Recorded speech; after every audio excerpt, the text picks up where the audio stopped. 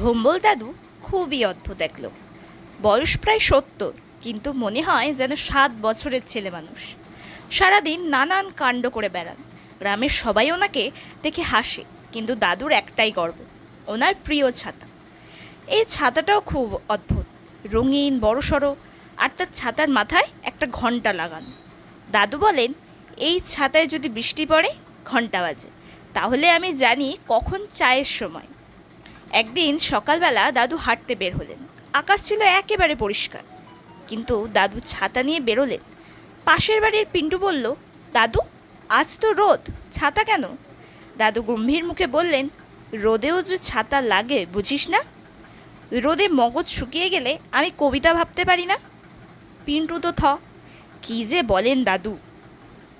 হঠাৎ একটা দমকা বাতাস এলো, আর দাদুর ছাতাটা খুলেই শো শো করে আকাশে উঠে গেল, আর দাদুও ছাতার হাতল ধরে হাওয়ায় ভাসতে লাগলেন।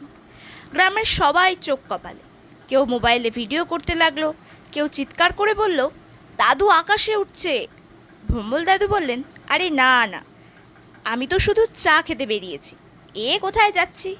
ছাতা নিয়ে দাদু কখনো বাঁশবনে, কখনো মাঠে, কখনো আবার গরুর পিঠের ওপর দিয়ে উড়ে যাচ্ছে। বাতাসের তোড়ে ছাতা ওনাকে ভাসিয়ে নিয়ে যাচ্ছে পুরো গ্রাম জুড়ে। একসময় ছাতা গিয়ে থামলো স্কুল মাঠের মাঝখানে। ঠিক তখনই টিফিনের সময়, বাচ্চারা খেলছে। হঠাৎ আকাশ থেকে দাদু ঝপ করে নেমে পড়লেন মাঠে। সবাই হেসে গড়াগড়ি খায়। একটা বাচ্চা এসে বলল, দাদু, আপনি সুপার হিরো নাকি, উঠতে পারেন? ভম্বল দাদু বললেন, না বাবা, আমি তো শুধু ছাতা ধরেছিলাম, ছাতাই আমাকে নিয়ে উড়ায় দিল। স্কুলের মাস্টারমশাই বললেন, দাদু, আপনি যদি চান আমাদের স্কুলে উড়ন্ত বিজ্ঞান ক্লাস নিন। দাদু গর্ব করে বললেন, ভাবা যায়, উড়ন্ত ছাতার কোর্স খুলে ফেলব। তারপর থেকে গ্রামের সবাই দাদুকে ডাকে উড়ন্ত ভম্বল দাদু। ওনার ছাতা এখন একটা স্টারে পরিণত হয়েছে। বাচ্চারা খেলতে গেলে বলে, আমি ভম্বল দাদু, আমি উঠছি। আর দাদু এখন চায়ের সময় হলে ঘন্টা না বাজলেও বলেন, হবে হবে, ছাতা নাকি আবার উঠতে চাইছে।